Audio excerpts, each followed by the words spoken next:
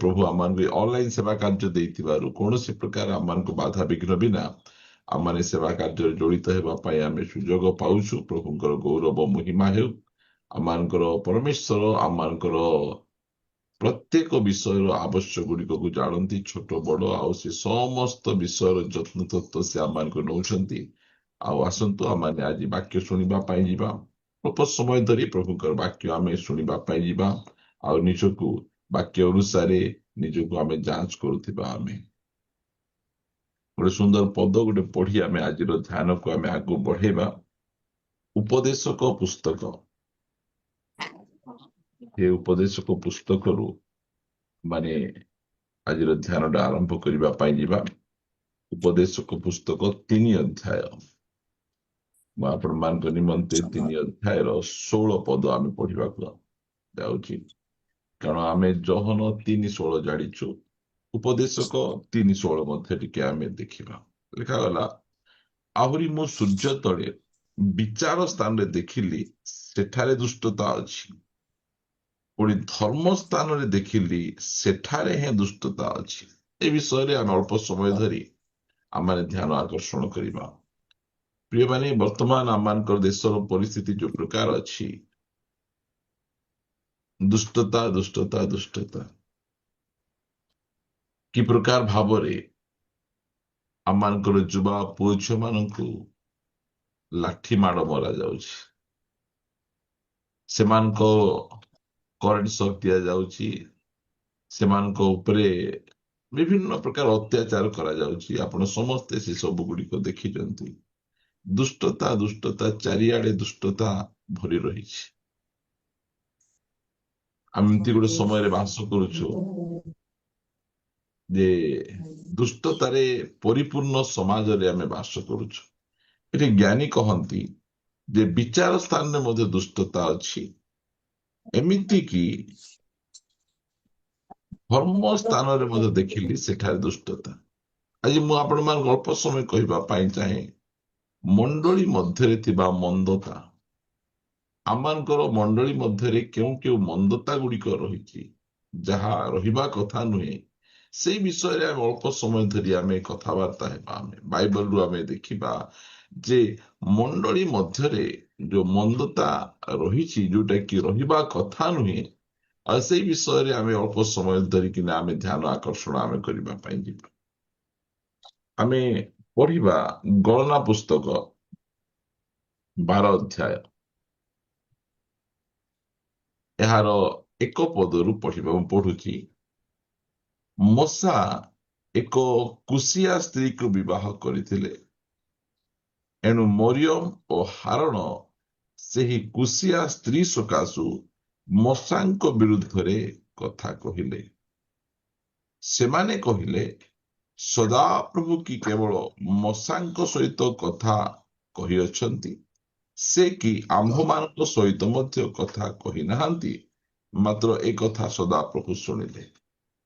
देखंतु मोसा से होचंती प्रभुंकर दास प्रभुंकर सेवक आउ एई हारण आ मरियम मध्य से माने मध्य प्रभुंकर दास दासी अटंती। एमाने गोटे परिवार रो लोक मोसा सान भाई हारण आ मरियम से माने मोसांक ठारू बड़ मात्र इस स्थान में देखुचु कौन मोसांक विरुद्ध रे माने सेवकों विरुद्ध रे सेवक माने कि प्रकार भाव दुष्टता करुछंती मंदता करुछंती। टिके चिंता करंतु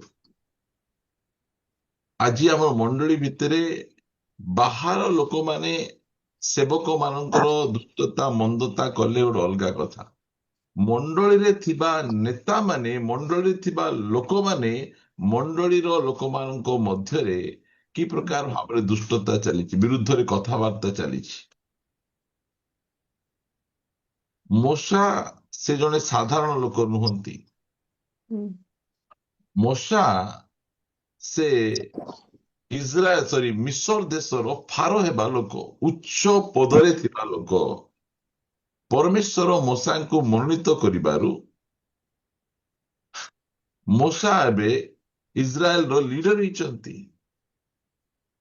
एड़े बड़ लोक निजर पद पदवी निजर चाकरी सबू छाड़िकिना से प्रभुंकर सेवार अछंती। एई प्रकार लोकंक विरुद्ध रे मरियम और हारण से माने विरुद्ध रे बचसा करुछंती, कथाबार्ता करुछंती। आज आम मंडली मध्य एटा बहुत परिमाण रे चली कोटा सेवक सेवक मान विरुद्ध रे बचसा करिबा, तांको विरुद्ध रे कथाबार्ता करिबा, तांगर पिठी पछरे तांको कथाबार्ता करिबा, एटा बहुत बहुत मंदतार विषय अटे। आज मंडली भितरे एही मंदता प्रचुर परिमाण रे चली। किए कार विरुद्ध रे कथा कहिबा पाई, किए काहाकू क्षत विक्षत करिबा पाई केबे हेले पछगुंचा देखाउ नाहांती। माने कहबा गले काहार पाई काहार हृदय रे सम्मान नहीं, किए काहाकू सम्मान दउ नाहांती। मन इच्छा जोटा पारला सेटा लोकमान विरुद्ध रे कथाबार्ता होउछंती। सेवकों को सेवक परि चिन्हु नाहांती। सेवकों को पिठी पछरे बहुत प्रकार कथा आगे नमस्कार आज्ञा प्रेज द लॉर्ड, प्रभु आपन आशीर्वाद करंतु, प्रभु आपन व्यवहार करूछंती, मात्र पिठी पछरे की प्रकार कथाबार्ता होउछंती। तांगर व्यक्तिगत जीवन को नहीं कथाबार्ता होउछंती। मूसा गोटे कुशिया स्त्री को बाहाइथे। कुशिया स्त्री माने गोटे आफ्रिकान स्त्री। देखा से स्त्री कला थिले, मूसा गोरा थे, मात्र से स्त्री कला थिले। से स्त्री एमती स्त्री को कहीं बाहाले, अरे से माने तो हस खुशी आनंद अच्छी, से कौन प्रकार समस्या नहीं, मात्र तुम्हें कहीं व्यक्तिगत जीवन रे तांकु कमेंट्स करुछ। देखंतु इलिशा बोली जड़े प्रभुंकर सेवक थिले। से सेवक केमती थिले? इलिशा सेवक टांगरा मुंडा थिले, माने कौन तांको मुंडे चुटी नथिला। मंडलीर पुओ झियो माने सेवक को कौन कहउछंती? अरे टांगरा मुंडा, अरे टांगरा मुंडा, अरे टांगरा मुंडा कहउछंती। ए कोठु शिखले? एटा किए शिखेला से माननको? घरे तो कथाबार्ता होथिले। दिने गोटे सेवक को तांको घरे डाकिले खाइबा पई, बहुत आदर सम्मान सहित डाकिले, आगे आसंतु आपण आम घरे खाइबे। स्वामी स्त्री सेवक को बसैले, आउ बहुत भलो भाबरे तांगर जत्न नेले, खाइबा को देले। एटा खांतु सेटा खांतु कहले मोर पेट पुरी जाइए, हेले बेटी खांतु आज्ञा खांतु, हेले मते तार कथा सुनिकिना पाळक आज्ञा खाइले। खाइकिना जो से घर को गले, सेतबेले स्वामी स्त्री कौन कथाबार्ता होउछन देखिल? कि प्रकार कुकुर परी खाउथिले, जेते देले मध्य खाउथिले खाउथिले खाउथिले। देखंतु दिने से छुआटा पास्टर आज्ञा को भेटले, आ कहले आज्ञा नमस्कार आज्ञा, praise the lord, praise the lord. आ तुमे किए? आपण भूली गले से दिन आम घरे खाइबा का आस्तिले, हमर मम्मी डैडी आपण को खाइबा को डाकिथिले। ओके, हाँ हाँ हाँ हाँ, ओ तांकर पुओ कि तुमे? हाँ हाँ मु तांकर पुओ। आज्ञा आपण तो कुकुर परी खांती बोली हमर मां कहउथिले। देखंतु कि प्रकार कथा। सेवक माननकु मध्य पिठी पछरे केंदी कथा डाकुचंती, एटा खाओ सेटा खाओ बोली कहउचंती, मात्र पिठी पछरे को प्रकार कथाबार्ता होचंती। ए जो इलिशा को मध्य तांको घरे कथाबार्ता हेतिबे, टांगरा मुंडाटा, कालियाटा, पेटुटा, बुट्टीटा, एमती सब कथाबार्ता गुड़िक हुअंती घर भितरे।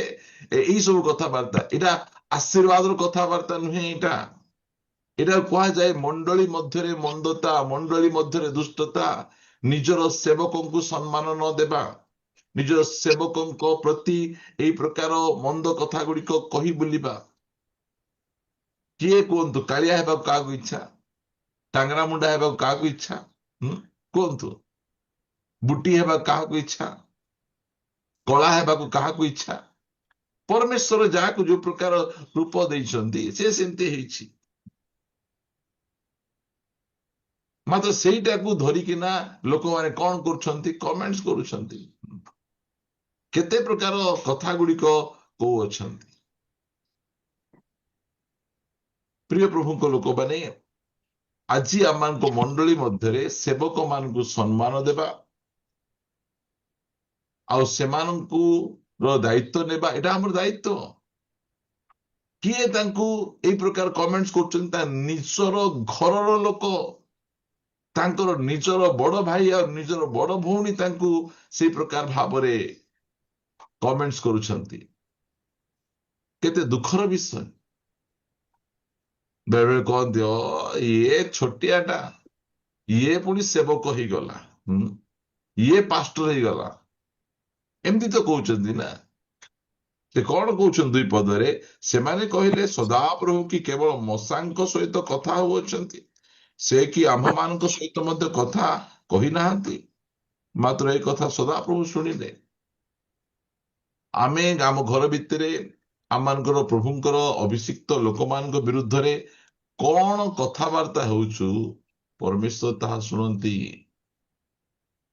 ପ୍ରଭୁଙ୍କର ସେବକ ମାନେ ଶୁଣନ୍ତି କି ନ ଶୁଣନ୍ତି, ମାତ୍ର ପରମେଶ୍ୱର ଶୁଣନ୍ତି।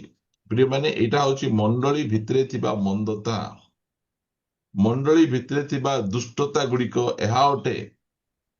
ଆମେ ଆମର ସେବକ ମାନଙ୍କୁ ସମ୍ମାନ ଦେବାର ଅଛି। ସେମାନଙ୍କ ବିରୁଦ୍ଧରେ କଥା ଆମେ କହିବାର ଉଚିତ ନୁହେଁ। ମୋ ସାଙ୍ଗର କିଛି ଭୁଲ ନାହିଁ। ସେ କହୁଛନ୍ତି ପରମେଶ୍ୱର କେବଳ ମଶାକୁ ହିଁ କଥା କହୁଛନ୍ତି କି ଆମକୁ କଥା କହୁନାହାନ୍ତି କି? ତାଙ୍କର ସେବା କାର୍ଯ୍ୟକୁ ନେଇକିନା ତାଙ୍କର କ୍ରିଟିସାଇଜ ତାଙ୍କର। ପରମେଶ୍ୱର ଶୁଣନ୍ତି। ପରମେଶ୍ୱର ଶୁଣିଲା ପରେ କଣ କଲେ? ଦଣ୍ଡ ଦେଲେ। ସେ କହୁଛନ୍ତି, ଯଦି ପଢିବା 12 ଅଧ୍ୟାୟର ବହୁତ କଥା ଲେଖା 7 ପଦରୁ, ଆମ୍ଭର ସେବକ ମଶା ତଦ୍ରୁପ ନୁହେଁ। ସେ କହିଲେ ଯେ 6 ପଦରେ, ତେବେ ସେ କହିଲେ ଆମ୍ଭର ବାକ୍ୟ ଶୁଣ, ଯେବେ ତୁମ୍ଭମାନଙ୍କ ମଧ୍ୟରେ କେହି ଭବିଷ୍ୟତ ବକ୍ତା ଥାଏ, ତେବେ ଆମ୍ଭେ ସଦାପ୍ରଭୁ କୌଣସି ଦର୍ଶନ ଦ୍ୱାରା ତାହା ପ୍ରତି ଆପଣାକୁ ପ୍ରକାଶ କରିବା, ଆମେ ସ୍ୱପ୍ନ ଦ୍ୱାରା ତାହା ସହିତ କଥାବାର୍ତ୍ତା ହେବା। କୌଣସି ଭବିଷ୍ୟତ ବକ୍ତା ଥିଲେ କେମିତି କଥା ହେବା? ଦର୍ଶନ ଦ୍ୱାରା, ସ୍ୱପ୍ନ ଦ୍ୱାରା କଥାବାର୍ତ୍ତା ହେବା। ମାତ୍ର ଆମ୍ଭର ସେବକ ମଶା ତଦ୍ରୁପ ନୁହେଁ। ସେ ଆମ୍ଭର ସମସ୍ତ ଗୃହ ମଧ୍ୟରେ ବିଶ୍ୱାସ ପାତ୍ର ଅଟେ। ଆମ୍ଭେ ତାହା ସହିତ ଗୂଢ଼ ବାକ୍ୟରେ ନୁହେଁ, ମାତ୍ର ମୁଖାମୁଖି ହୋଇ ପ୍ରକାଶ ରୂପେ କଥା କହିବା, ଓ ସେ ସଦାପ୍ରଭୁଙ୍କର ଆକାର ଦର୍ଶନ କରିବ। ଏହେତୁ ତୁମ୍ଭେମାନେ ଆମ୍ଭ ସେବକ ବିରୁଦ୍ଧରେ, ମଶା ବିରୁଦ୍ଧରେ କଥା କହିବାକୁ କାହିଁକି ଭୀତ ହେଲ ନାହିଁ? କାହିଁକି ଡରିଲ ନାହିଁ? ଶସ୍ତା ହଉଛନ୍ତି ସେବକ ମାନେ, ଯୋଉଟା ପାରିଲା ସେଇଟା ତୁମେ କହିଦବ। ମଶା ତ ପୃଥିବୀର ନମ୍ର ଲୋକ, ସେ କିଛି କହିଲେ ନାହିଁ। ମାତ୍ର ପରମେଶ୍ୱର କଣ କହିବେ ନାହିଁ କି? ସେ ଛାଡିଦେବେ କି? ସେ ତାଙ୍କୁ ଡାକିଲେ, ଆସ। ମୋର ସେବକ ମଶା ଅନ୍ୟମାନଙ୍କ ପରି ନୁହନ୍ତି। ସେ ଫାରୋର ପ୍ୟାଲେସରେ ବଢିଛନ୍ତି। ମିସ୍ତ୍ରୀୟ ସବୁ ଜ୍ଞାନରେ ପାରଙ୍ଗମ ଅଛନ୍ତି। ଇସ୍ରାଏଲ ଲୋକମାନଙ୍କୁ ବନ୍ଦିତ୍ୱରୁ କଢେଇ ନେବା ପାଇଁ 40 ବର୍ଷ ଘର ଜ୍ୱାଇଁ ଖଟିକିନା ସେ ଟ୍ରେନିଂ ପ୍ରାପ୍ତ ହେଇଛନ୍ତି। ଏତେ ଉଚ୍ଚ ପଦରୁ ସାକ୍ରିଫାଇସ କରିକିନା ସେ ଆସିଛନ୍ତି। ଆଉ ତୁମେ ଆମର ସେବକ ବିରୁଦ୍ଧରେ ଏଇ ପ୍ରକାର ମନ୍ଦତା କଥା ଗୁଡିକ ତୁମେ କହୁଛ, ମୁଁ ଶୁଣୁଥିବି କି? କହୁଛନ୍ତି ପେଟ ପୋଷ ନାହିଁ ଦୋଷ ବୋଲି। ସେବକ ମାନଙ୍କର କାମ କଣ? ପେଟ ପୋଷିବା ପାଇଁ ଆସିଛନ୍ତି, ଆଉ ସେମାନଙ୍କର ଅଲଗା କିଛି ଉପାୟ ନାହିଁ। ମଶା ପ୍ରକୃତ ସେବକ ମାନେ ପେଟ ପୋଷିବା ପାଇଁ ଆସୁନାହାନ୍ତି। ତାଙ୍କର ବୋଝ ଅଛି, ଆତ୍ମାଙ୍କର ରକ୍ଷା ପାଇଁ ବୋଝ ଅଛି। ଅନେକ ଲୋକମାନେ ନିଜର ବଡ ବଡ ଚାକିରି ଗୁଡିକକୁ ଛାଡି ପ୍ରଭୁଙ୍କ ଆହ୍ୱାନ କ୍ରମେ ସେବାରେ ଅଛନ୍ତି। ତୁମେ ସେମାନଙ୍କୁ କଣ କରୁଛ? କମେଣ୍ଟ କରୁଛ। ଆମର କୋରାପୁଟରେ ଜଣେ ସେବକ ଅଛନ୍ତି। ସେ ଆସିଲେ ଗୋଟେ ଝାଟି ମାଟି ଘରେ ଭଡା ରହିଲେ, ଆଉ ସେବା କାର୍ଯ୍ୟ କରୁଛନ୍ତି। ବହୁତ ସାଧାରଣ ଘରେ ଭଡା ରହୁଛନ୍ତି। ତାଙ୍କର ଗାଧେଇବା ପାଇଁ ବାଥରୁମ ବି ନାହିଁ, କି ଟଏଲେଟ ଯିବା ପାଇଁ ଟଏଲେଟ ନାହିଁ, ବାହାରକୁ ଯାଉଛନ୍ତି ସେମାନେ। ଏମିତି କିଛି ଦିନ ସେବା କରୁ କରୁ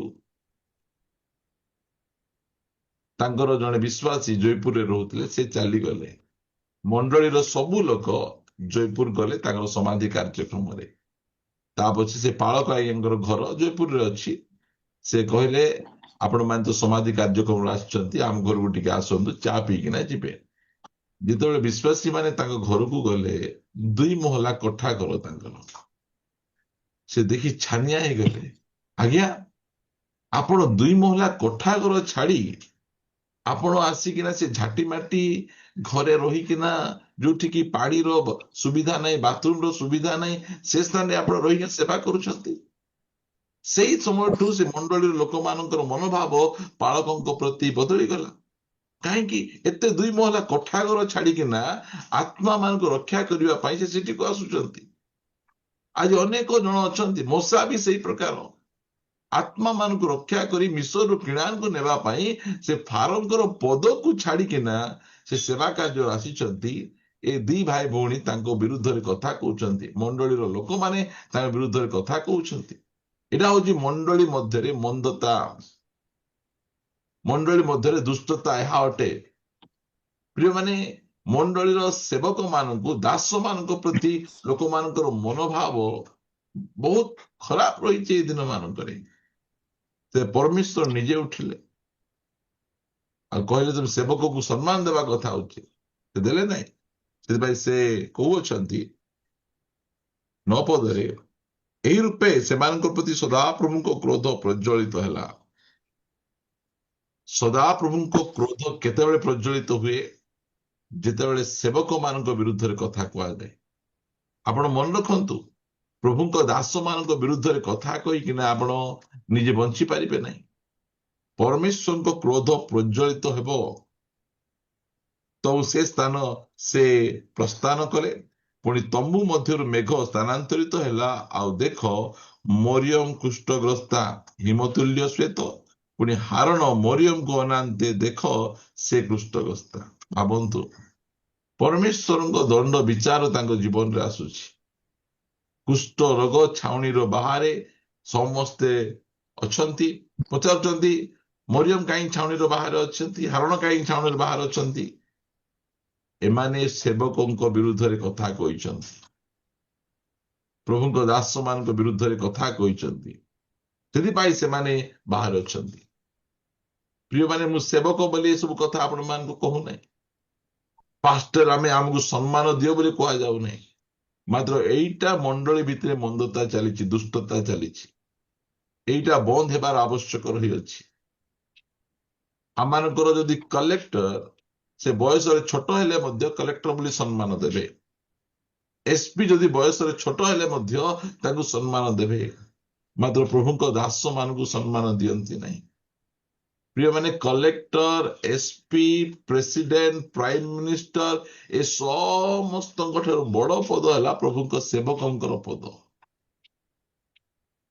କାହିଁକି? ଏମାନଙ୍କୁ ରାଜ୍ୟ ସରକାର କି କେନ୍ଦ୍ର ସରକାର ନିଯୁକ୍ତ କରିନାହିଁ, ଏହା ସ୍ୱର୍ଗର ସରକାର ଏମାନଙ୍କୁ ନିଯୁକ୍ତ କରିଛନ୍ତି। ଆମେ ଆମର ସେବକ ମାନଙ୍କୁ ସମ୍ମାନ ଦେବାର ଅଛି। ତାଙ୍କ ବିରୁଦ୍ଧରେ ପିଠି ପଛରେ କଥା କହିବାଟା ବନ୍ଦ କରିବାର ଆବଶ୍ୟକ ରହିଛି। ନହେଲେ ତାହା ଆମମାନଙ୍କ ପାଇଁ, ଆମମାନଙ୍କ ପରିବାର ପାଇଁ ବିପଦପୂର୍ଣ୍ଣ। ଇଲିଶାକୁ ଯୋଉ ଟାଙ୍ଗରା ମୁଣ୍ଡା ବୋଲି କହିଲେ, ଭାଲୁ ଆସିଲା। ଭାଲୁ ଆସିକିନା ଛୁଆ ମାନଙ୍କୁ ବିଦୀର୍ଣ୍ଣ କରି ପକାଇଲା। ପରମେଶ୍ୱରଙ୍କର ଦଣ୍ଡ ଆସୁଅଛି। ପ୍ରଭୁ ଆମମାନଙ୍କୁ ସାହାଯ୍ୟ କରନ୍ତୁ, ଯେ ପ୍ରକାର କି ମଣ୍ଡଳୀ ମଧ୍ୟରୁ ଏହି ମନ୍ଦତା ଧୌତ ହେବାର ଅଛି, ପରିଷ୍କାର ହେବାର ଅଛି। ଆମେ ଆଉ ଗୋଟେ ପଦ ଆମେ ପଢିବା, ପ୍ରଥମ ସାମୁଏଲ ପୁସ୍ତକ। ଆମେ ଖାଲି ୱାନ୍ ସାଇଡ କଥା ଆମେ କହୁନାହୁଁ, ଉଭୟ ପାର୍ଶ୍ୱରେ ମଧ୍ୟ ଆମେ କଥା କହିବାର ଅଛି। 2 ଅଧ୍ୟାୟ, ପ୍ରଥମ ସାମୁଏଲ 2 ଅଧ୍ୟାୟ 12 ପଦ। ଏଲିଙ୍କର ପୁତ୍ରମାନେ ପାପଧମ ସନ୍ତାନ ଥିଲେ, ସେମାନେ ସଦାପ୍ରଭୁଙ୍କ ଜାଣିଲେ ନାହିଁ। ଦେଖନ୍ତୁ, ଏଇ ସ୍ଥାନରେ ଆହୁରି ଜଣେ ସେବକ ଅଛନ୍ତି। ଏଲି ଯାଜକଙ୍କର 2ଟା ପୁଅ, ହପ୍ନି ଆଉ ପିନ୍ହସ। ବାପା ଯାଜକ ଅଛନ୍ତି, ଏମାନେ ବି ଯାଜକ ହେଇଯାଉଛନ୍ତି। ମାତ୍ର କେମିତି? ଏମାନେ ଯାଜକ ହୋଇଛନ୍ତି ମଣ୍ଡଳୀର ବିଭିନ୍ନ ପ୍ରକାର ଦାୟିତ୍ୱରେ ଅଛନ୍ତି। ପ୍ରେସିଡେଣ୍ଟ ଅଛନ୍ତି, ସେକ୍ରେଟାରୀ ଅଛନ୍ତି, ପ୍ରାଚୀନ ଅଛନ୍ତି, ବିଭିନ୍ନ ପ୍ରକାର ଦାୟିତ୍ୱରେ ଅଛନ୍ତି, ମାତ୍ର ପରମେଶ୍ୱରଙ୍କୁ ଜାଣି ନାହାନ୍ତି। ଏଇଟା ଗୋଟେ ଦୁଷ୍ଟତା ମଣ୍ଡଳୀରେ ଅଛି, ମନ୍ଦତା ଅଛି। ଯୋଉମାନେ ପ୍ରଭୁଙ୍କୁ ଜାଣି ନାହାନ୍ତି, ମୁଁ ବହୁତ ପ୍ରକାର ମଣ୍ଡଳୀକୁ ଦେଖିଛି। ପ୍ରେସିଡେଣ୍ଟ କିଏ ହେଇଥିବେ, ସେକ୍ରେଟାରୀ କିଏ ହେଇଥିବେ, ଟ୍ରେଜରର କିଏ ହେଇଥିବେ, ଖାଲି ଧନୀ ଲୋକମାନେ, ଉଚ୍ଚ ଚାକିରି କରୁଥିବା ଲୋକମାନଙ୍କୁ ପ୍ରେସିଡେଣ୍ଟ କରିଦଉଥିବେ। ଠିକ ଅଛି, ମାତ୍ର ପ୍ରେସିଡେଣ୍ଟ, ସେକ୍ରେଟାରୀ, ଟ୍ରେଜରର ଏଇ ଯୋଉ ପଦ ଗୁଡିକ କାହାକୁ ଦିଆଯିବ? ଆତ୍ମିକ ଲୋକଙ୍କୁ, ଯୋଉମାନେ ପ୍ରଭୁଙ୍କୁ ଜାଣିଥିବେ ସେମାନଙ୍କୁ ଦିଆଯିବ। ଆଜି ପାନ ଖାଉଥିବେ ସେ ପ୍ରେସିଡେଣ୍ଟ ଥିବେ, ପୁଡିଆ ଖାଉଥିବା ଲୋକ ସେ ସେକ୍ରେଟାରୀ ଥିବେ। ଯଦି ସେଇ ପ୍ରକାର ଲୋକ ଯଦି ଆମମାନଙ୍କ ମଣ୍ଡଳୀର ଦାୟିତ୍ୱ ଥିବେ, ଏଇଟା ହଉଛି ମନ୍ଦତା, ଦୁଷ୍ଟତା। ଆମେ କଣ କରୁଛୁ? ଆମେ ଆତ୍ମିକ ଲୋକମାନଙ୍କୁ ଆମର ମଣ୍ଡଳୀର ସେବା କାର୍ଯ୍ୟ ନିଯୁକ୍ତ ନ କରି ଆମେ ସେମାନଙ୍କର ପଦ ପଦବୀ, ସେମାନଙ୍କର ଧନ ସମ୍ପତ୍ତିକୁ ଦେଖି ଆମେ କଣ କରୁଛୁ? ସେମାନଙ୍କୁ ମଣ୍ଡଳୀର ଦାୟିତ୍ୱରେ ଆମେ ଦେଇ ଦଉଛୁ। ଆଜ୍ଞା ଆପଣ ଏଇ ପଦରେ ଥିବେ, ଆପଣ ସେଇ ପଦରେ ଥିବେ। ମଣ୍ଡଳୀର ଦାୟିତ୍ୱ ନେବା ନିମନ୍ତେ ସର୍ବପ୍ରଥମ ଯୋଗ୍ୟତା ହେଲା ସେ ପ୍ରଭୁଙ୍କୁ ଜାଣିବେ, ପ୍ରଭୁଙ୍କର ପରିଚୟ ପାଇଥିବେ। ଆତ୍ମିକ ଲୋକମାନେ ମଣ୍ଡଳୀର ଦାୟିତ୍ୱ ନେବାର ଅଛି। ଏ ହପନି ପିନସ୍ କଣ ପାଇଁ ସେମାନେ ଯାଜକ ହୋଇଛନ୍ତି? କାରଣ ଯାଜକଙ୍କର ପୁଅ ମାନେ ଏମାନେ, ଏଲିଙ୍କର ପୁଅ ମରିକିନା ସେମାନଙ୍କୁ ଯାଜକର ଦାୟିତ୍ୱ ଦିଆହେଇଯାଇଛି।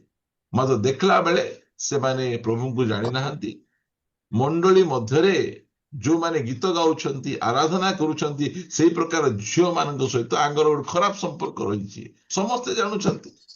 ଆଉ ଗାଡିରେ ବସେ ସିଆଡେ ବୁଲୁଛି, ଗାଡିରେ ବସେ ସିଆଡେ ବୁଲୁଛି, ଏଇ ପ୍ରକାର ଦୁଷ୍ଟତା ଚାଲିଛି। ପ୍ରିୟ ପ୍ରଭୁଙ୍କ ଲୋକମାନେ, ମଣ୍ଡଳୀ ମଧ୍ୟରେ ଏଇ ଯୋଉ ମନ୍ଦତା ଦୂର ହେବାର ଆବଶ୍ୟକ ରହିଛି, ପରିଷ୍କାର ହେବାର ଆବଶ୍ୟକ ରହିଛି। ଏମାନେ କି ପ୍ରକାର ଭାବରେ ମଣ୍ଡଳୀ ପ୍ରତି ନିର୍ଦ୍ଦୟ ବ୍ୟବହାର କରୁଥିଲେ। ଏମାନଙ୍କୁ ମଣ୍ଡଳୀର ଦାୟିତ୍ୱରୁ ବାହାର କରିବା ପାଇଁ ମଧ୍ୟ କେହି ନଥିଲେ। ପରମେଶ୍ୱର ନିଜେ ହସ୍ତକ୍ଷେପ କଲେ, 2 ଜଣଙ୍କୁ ଏକା ଦିନରେ ସେ ମାରିଛନ୍ତି। ମଣ୍ଡଳୀକୁ ପରିଷ୍କାର ସେ କରିଛନ୍ତି। ଯେତେବେଳେ ମନୁଷ୍ୟ ମଣ୍ଡଳୀକୁ ପରିଷ୍କାର କରିବା ପାଇଁ ଯଦି ଆଗକୁ ନ ଆସେ, ପରମେଶ୍ୱର ନିଜେ ତାଙ୍କର ମଣ୍ଡଳୀକୁ ପରିଷ୍କାର କରିବା ପାଇଁ ସେ ନିଜେ ଆଗକୁ ଆସନ୍ତି। ଆଜି ଅନେକ ଜଣ ଅଛନ୍ତି ମଣ୍ଡଳୀର ବିଭିନ୍ନ ପ୍ରକାର ପଦ ପଦବୀରେ ସେମାନେ କବ୍ଜା କରି ବସିଛନ୍ତି। ଦେଖନ୍ତୁ, ସେ ଦ୍ରାକ୍ଷା କ୍ଷେତ୍ର ଭିତରେ ଗୋଟେ ଡିମୁରି ଗଛ ଥିଲା, ଫଳ ଫଳୁ ନଥିଲା। ଆଜି ଅନେକ ଜଣ ବିଭିନ୍ନ ପ୍ରକାର ପଦ ପଦବୀରେ ଅଛନ୍ତି, ମାତ୍ର ସେମାନଙ୍କର କୌଣସି ପ୍ରକାର ଫଳ ଫଳୁନାହାନ୍ତି, କିଛି କାମ କରୁନାହାନ୍ତି, ମାତ୍ର ସେଇ ପଦ ପଦବୀରେ ଅଛନ୍ତି। ଦେଖନ୍ତୁ, ଆମେ ଶିକ୍ଷା ମନ୍ତ୍ରୀ ଭାବେ ନିଯୁକ୍ତ କଲୁ, paper leak paper leak paper leak କରୁଛନ୍ତି, ଆଉ ସେ ପଦରୁ ଇସ୍ତଫା ଦିଅ ବୋଲି କହିଲେ ଏବେ ଲାଠି ମାଡ ଚାଲିଛି। ଏବେ ଯୁବା ଯୁବତୀ ମାନଙ୍କୁ, ଆମର ପୁଅ ଝିଅ ମାନଙ୍କୁ ଆମେ ଚାପଡା ଗୋଟେ ମାରୁନାହୁଁ, ମାତ୍ର ଏତେ ନିର୍ଦ୍ଦୟରେ ବାଡିରେ ମାରୁଛ, ମୁଣ୍ଡ ଫଟେଇ ଦଉଛ। କଣ ଭୁଲ ଆମର ପୁଅ ଝିଅ ମାନଙ୍କର? ଏତିକି କହିଲେ ଯେ ତୁମେ ଯୋଉ ପଦରେ ଅଛ ସେ ପଦର ଯୋଗ୍ୟତା ତୁମର ନାହିଁ, ତୁମେ ଗୋଟେ ଏକ୍ସାମ ଠିକରେ କରିପାରୁନ। ତୁମେ ଦେଖନ୍ତୁ କୋଉ ପ୍ରକାର ବହି ଗୁଡିକ ଆମ ମାନଙ୍କର ଏଇ ବର୍ଷ ଛପିକିନା ଆସିଲା। ଇଂଲିଶ ବହିରେ ଓଡିଆ ଅଛି, ଆମ ମାନଙ୍କର ବହି ଗୁଡିକରେ ହିନ୍ଦୀ ଗୀତ ଗୁଡିକ, ଫିଲ୍ମ ଗୀତ ଗୁଡିକ ଅଛି। ତୁମେ କି ପ୍ରକାର ତୁମେ ପଦରେ ଅଛ? ତୁମେ ପ୍ରିୟ ପ୍ରଭୁଙ୍କ ଲୋକମାନେ, ପରମେଶ୍ୱରଙ୍କୁ ନ ଜାଣିଥିବା ଲୋକ ମଣ୍ଡଳୀର ବିଭିନ୍ନ ପ୍ରକାର ସେବକ ଦାୟିତ୍ୱରେ ରହିଲେ, ସେବା କାର୍ଯ୍ୟ ରହିଲେ, ମଣ୍ଡଳୀ କୁଆଡକୁ ଯିବ? ମଣ୍ଡଳୀ ଦୁଷ୍ଟତା ଆଡକୁ ଯାଉଛି, ମନ୍ଦତା ଆଡକୁ ଯାଉଛି।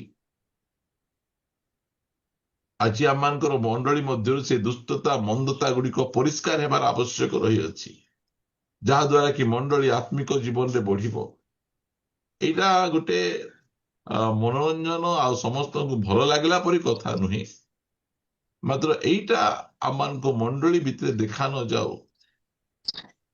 ମଣ୍ଡଳୀ ମଧ୍ୟରେ ମନ୍ଦତା ଦେଖା ନଯାଉ। ଯେତେବେଳେ ପ୍ରାରମ୍ଭିକ ସମୟରେ ସେମାନେ ସେବକ ବାଛିଲେ, କେମିତି ବାଛୁଛନ୍ତି? ପ୍ରେରିତ ପୁସ୍ତକ 6 ଅଧ୍ୟାୟରେ ଆମେ ଦେଖିବା ପାଇଁ ଯିବା। ଯେତେବେଳେ ସେମାନେ ସେବକ ବାଛୁଛନ୍ତି, ଲେଖାଯାଉଛି 3 ପଦରେ, ଅତଏବ ହେ ଭାଇମାନେ, ଯେଉଁମାନଙ୍କୁ ଆମ୍ଭେମାନେ ଏହି କାର୍ଯ୍ୟରେ ନିଯୁକ୍ତ ପାରୁ, ଏପରି ସୁଖ୍ୟାତି ସମ୍ପନ୍ନ ଏବଂ ଆତ୍ମା ଓ ଜ୍ଞାନରେ ପରିପୂର୍ଣ୍ଣ 7 ଜଣଙ୍କୁ ଆପଣା ମଧ୍ୟରୁ ବାଛି ସ୍ଥିର କରନ୍ତୁ। ଦେଖନ୍ତୁ କି ପ୍ରକାର କ୍ୱାଲିଫିକେସନ ଗୁଡିକ କେମିତି ଥିବେ ସେମାନେ। ସେମାନେ ସୁଖ୍ୟାତି ସମ୍ପନ୍ନ ଏବଂ ଆତ୍ମା ଓ ଜ୍ଞାନରେ ପରିପୂର୍ଣ୍ଣ 7 ଜଣକୁ ଆପଣା ମାନଙ୍କ ମଧ୍ୟରେ ବାଛି ସ୍ଥିର କର। ଯେତେବେଳେ ଲୁକ ଲେଖୁଛନ୍ତି, ଏଇସବୁ ଲେଖୁଛନ୍ତି, ମାତ୍ର ଆସନ୍ତା ସମୟ ମାନଙ୍କରେ ଯେତେବେଳେ ଏଇ ଦାୟିତ୍ୱଟା ପାଉଲ କହୁଛନ୍ତି, କଣ କହୁଛନ୍ତି?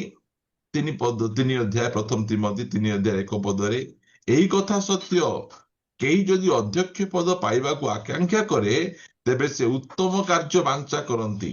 ଅତଏବ ଅଧ୍ୟକ୍ଷଙ୍କର ପ୍ରଥମ କ୍ୱାଲିଟି ଅନିନ୍ଦନୀୟ ହେବା ଆବଶ୍ୟକ। ପ୍ରଥମ କ୍ୱାଲିଟି ଦେଖନ୍ତୁ, କଣ ହେଇଥିବେ? ଅନିନ୍ଦନୀୟ। ରେପଚରକୁ ଯିବାର ଅଛି ବୋଲେ ମଧ୍ୟ ଅନିନ୍ଦନୀୟ ହେବାର ଅଛି। ଅନିନ୍ଦନୀୟ ଲୋକଙ୍କୁ ପ୍ରଭୁ ଯୀଶୁ ଖ୍ରୀଷ୍ଟ ନେବା ପାଇଁ ଆସୁଛନ୍ତି ବୋଲି ଆପଣ ଦେଖିବେ। ରେପଚର କ୍ୱାଲିଟି ଭିତରେ ଗୋଟେ କ୍ୱାଲିଟି ଅଛି, ଅନିନ୍ଦନୀୟ, ଅନିନ୍ଦିତ ଥିବେ। ସେ ପ୍ରକାର ଲୋକ ମଣ୍ଡଳୀର ସେବକ ଦାୟିତ୍ୱରେ ଯିଏ ରହିବେ, ତାଙ୍କେ ପ୍ରଭୁଙ୍କୁ ଜାଣିଥିବାର ଅଛି, ଆଉ ତାଙ୍କର ଏଇସବୁ କ୍ୱାଲିଟି ଗୁଡିକ ରହିବାର ଆବଶ୍ୟକ ରହିଛି। ପ୍ରିୟମାନେ, ସେ ଅନିନ୍ଦନୀୟ ହେବାର ଅଛି। ତା ପଛେ ଲେଖାଯାଉଛି, ସେ ଅବଶ୍ୟ ଏକ ସ୍ଥିର ସ୍ୱାମୀ। କେମିତି କେମିତି କଥା ଗୁଡିକ, ଦାୟିତ୍ୱ ଗୁଡିକ ଲେଖା। ଆମେ କୋଉ ବିଷୟ ଗୁଡିକ ଆମେ ଦେଖୁଛୁ? ଆମେ ପ୍ରଭୁ ଆମମାନଙ୍କୁ ଅନୁଗ୍ରହ କରନ୍ତୁ। ଆମର ମଣ୍ଡଳୀ ମଧ୍ୟରୁ ମନ୍ଦତା ପରିଷ୍କାର ହେବାର ଆବଶ୍ୟକ ରହିଛି। ଆମମାନଙ୍କ ସେବକ ମାନଙ୍କ ପ୍ରତି ସମ୍ମାନ ରହିବାର ଅଛି, ଆଉ ମଣ୍ଡଳୀ ଦାୟିତ୍ୱରେ ଯୋଉମାନେ ଅଛନ୍ତି ସେମାନେ ପ୍ରଭୁଙ୍କୁ ଜାଣିଥିବା ଲୋକ ହେବାର ଅଛି। ହପ୍ନି ପିନ୍ହସ ପରି ଲୋକ ହେବାର ନାହିଁ।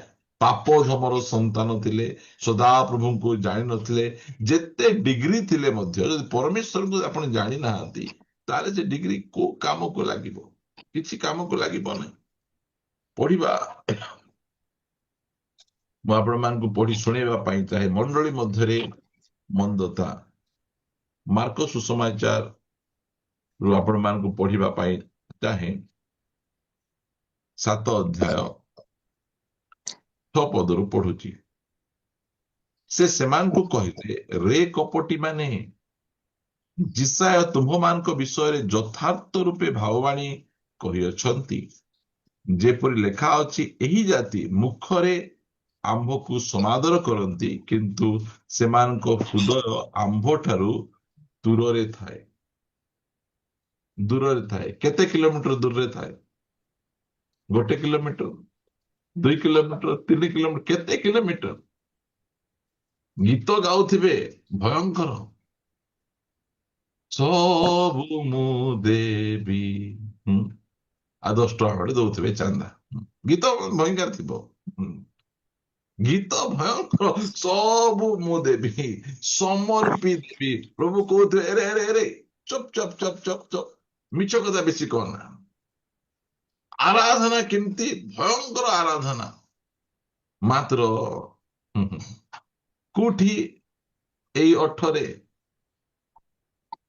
ପ୍ରଭୁ କହୁଛନ୍ତି, ଏ 8ରେ ଏକା ତୁ ମିଠା ମିଠା କଥା କହୁଥିବୁ, ମାତ୍ର ହୃଦୟ କେମିତି କେତେ କିଲୋମିଟର ଦୂରରେ ଥିବ। ଆଜି ଅନେକ ସେ ପ୍ରକାର ଅଛନ୍ତି ଓର୍ସିପର ଗୁଡିକ, ଆରାଧନା କରିବା ଲୋକମାନେ। ଆରାଧନା ମାନେ କଣ କିଛି ଜାଣନ୍ତି ନାହିଁ, ଖାଲି ଗୋଟେ ସ୍ୱର ଭଲ ଅଛି ତ ଗୀତ ସେମାନଙ୍କୁ ବହୁତ ଭଲ ଲାଗେ, ବହୁତ ଭଲ ଭାବରେ ସେମାନେ ଗୀତ ଗୁଡେ ଗାଆନ୍ତି। ପ୍ରିୟ ପ୍ରଭୁଙ୍କ ଲୋକମାନେ, ଆମମାନଙ୍କର ପରମେଶ୍ୱର ଦେଖୁଛନ୍ତି। ଆମମାନେ ସୁନ୍ଦର ସ୍ୱରରେ ଗୀତ, ମଧୁର ସୁରକୁ ମୋର, ଠିକ ଅଛି, ତାର ସୁର ସିନା ମଧୁର ଅଛି, ମାତ୍ର ହୃଦୟ କଲରା ପରି ପିତା ତର। ପୁରା ତିକ୍ତତାରେ ପରିପୂର୍ଣ୍ଣତର ଅଛି। ଖାଲି ମଧୁର ସୁରକୁ ମୋର ସଜାଇବି ଗୀତ ତୁମର। ପ୍ରିୟ ପ୍ରଭୁଙ୍କ ଲୋକମାନେ, ଆମର ଓଠରେ ଆମେ କେମିତି ଆମେ ଆରାଧନା କରୁଛୁ ସେଇଟା ନାହିଁ, ଆମମାନଙ୍କ ହୃଦୟକୁ ପ୍ରଭୁ ଦେଖନ୍ତି। ଦେଖନ୍ତୁ, କେତେ ଜଣ ଘରକୁ ଯିବେ, ଆପଣ ଖାଆନ୍ତୁ ଆଜ୍ଞା, ଖାଆନ୍ତୁ ଆଜ୍ଞା, ଖାଆନ୍ତୁ ଆଜ୍ଞା ବୋଲୁଥିବେ, ମାତ୍ର ପ୍ରଭୁକୁ ଶୁଣୁଥିବେ ଶୁଣୁଥିବେ ଯାଆନ୍ତୁ ଆଜ୍ଞା, ଯାଆନ୍ତୁ ଆଜ୍ଞା, ଯାଆନ୍ତୁ ଆଜ୍ଞା। ଖାଲି କହୁଥିବେ ଖାଆନ୍ତୁ, ମାତ୍ର କହୁଥିବେ ଯାଆନ୍ତୁ ଆଜ୍ଞା, ଯାଆନ୍ତୁ। ଖାଅ ବୋଲି କହିବା ଲୋକ ଖାଆନ୍ତୁ ବୋଲି କହିବେନି। ଆଜ୍ଞା ମୁଠେ ବାଢି ଦେଇଛି ଆଜ୍ଞା, ଟିକେ ଖାଇକିନା ଯାଆନ୍ତୁ, ଖାଇକିନା ଯାଆନ୍ତୁ। ପ୍ରିୟମାନେ, ଟିକେ ଚା ଦେବେ, ଆଉ ବିସ୍କୁଟ ଟିକେ ଦେବେ, ବିସ୍କୁଟ ଟିକେ ଦେବେ। ଆରେ ତମେ ଦଉନ, ତମେ ନ ଦେଇକିନା ଦେବି କି ଦେବି କି ଦେବି କି? କଣ ଏଇଟା? ଖାଲି ଓଠରେ ଏକା ଭୟଙ୍କର ସେମାନଙ୍କର ଥିବ, ଓଠରେ ଏକା ପ୍ରଭୁଙ୍କର ଆରାଧନା, ଲୋକଙ୍କର ପ୍ରଶଂସା ଥିବ, ମାତ୍ର ହୃଦୟ ଏତେ କିଲୋମିଟର ଦୂରରେ ଥିବ ଯେ ଟିକଟ କରିକିନା ପହଞ୍ଚିବାଟା ମଧ୍ୟ କଷ୍ଟ। ଟିକେ ବୁଝନ୍ତୁ, ଏଇଟା ହଉଛି ମଣ୍ଡଳୀ ମଧ୍ୟରେ ଥିବା ମନ୍ଦତା। ପ୍ରଭୁ ଯୀଶୁ ଖ୍ରୀଷ୍ଟ ଏଟା ଦେଖିଲେ। ଏହି ଜାତି କୋଉ ଜାତି? ବର୍ତ୍ତମାନ ସମୟର ପିଢି। ଆଜିର ୱର୍ସିପର ମାନଙ୍କୁ ଦେଖିବେ ନା, ଏଠି ଟିକେ ଦାଢି ଥିବ, ଦେଖନ୍ତୁ, ଏ ଛେଳି ଦାଢି ଟିକେ ରଖିଥିବେ, ଏ କାନରେ ଗୋଟେ ପିନ୍ଧିଥିବେ, ଟୋପିଟା ଉଲ୍ଟା ଥିବ, ଏଠି ଗୋଟେ ଗିଟାର ଧରି ଟିଣି ଟିଣି ବଜାଉଥିବେ ସେମାନେ, ମାତ୍ର କିଛି ଆତ୍ମୀୟତା ସେମାନଙ୍କର ନଥିବ।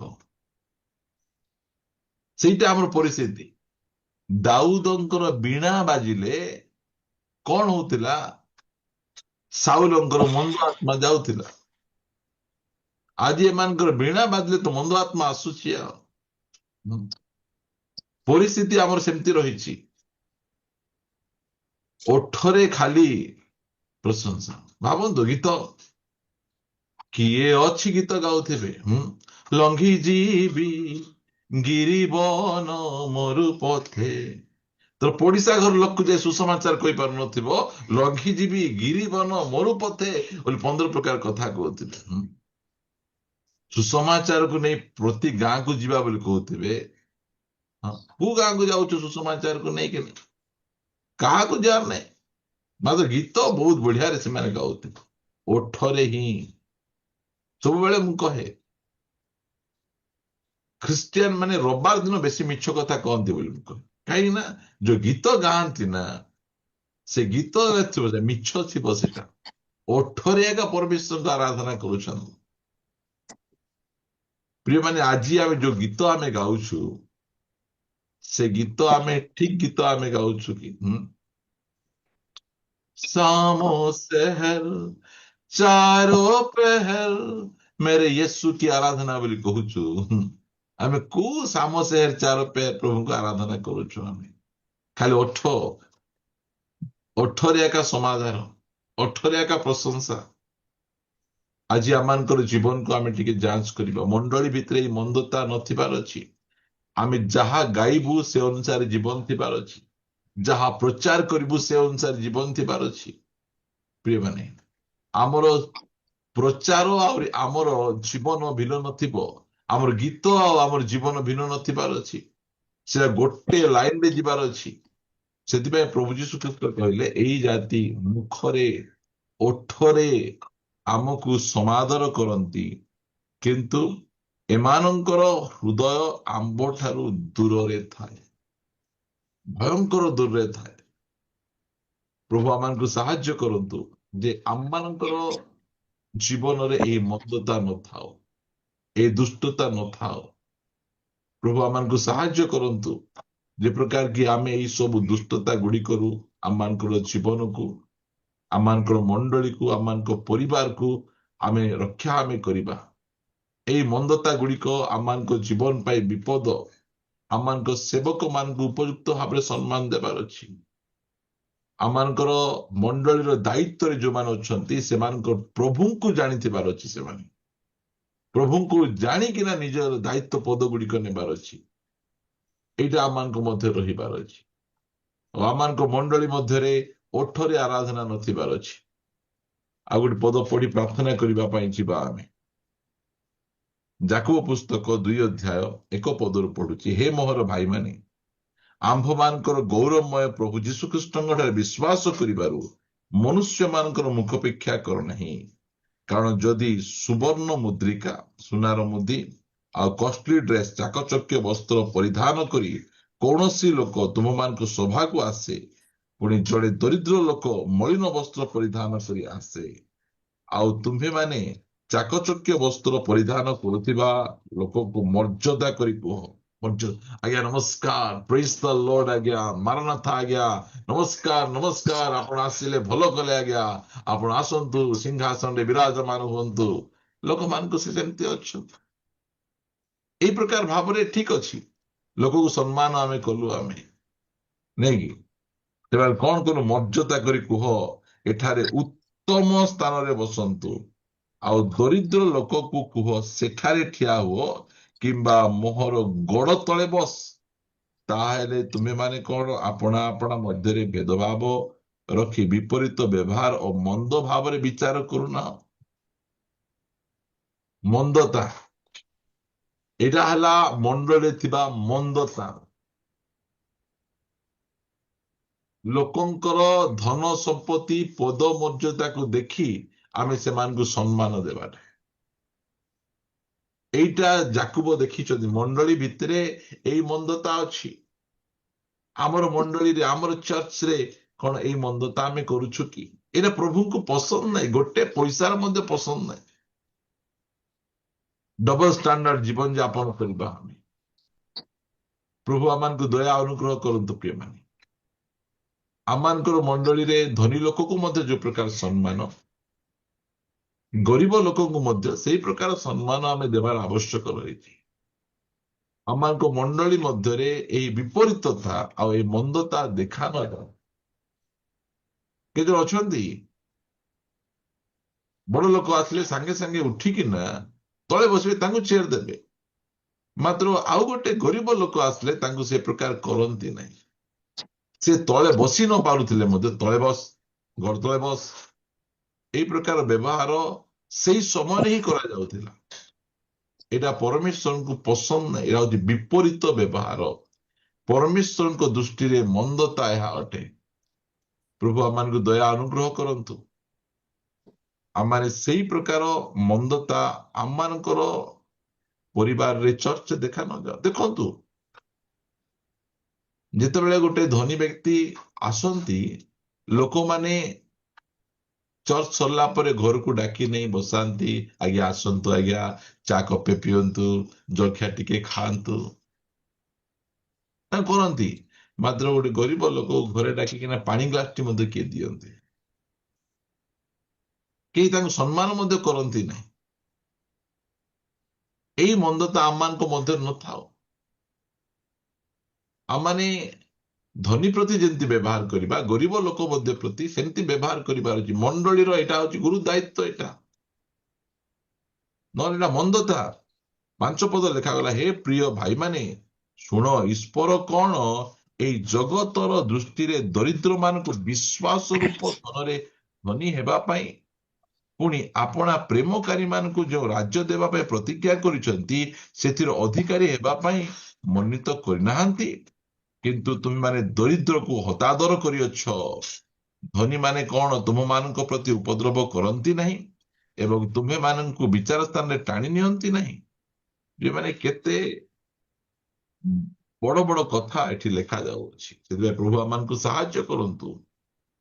ଆମମାନଙ୍କର ମଣ୍ଡଳୀରୁ ଏହି ମନ୍ଦତା ଗୁଡିକ ଦୂର ହେବାର ଆବଶ୍ୟକ ରହିଛି।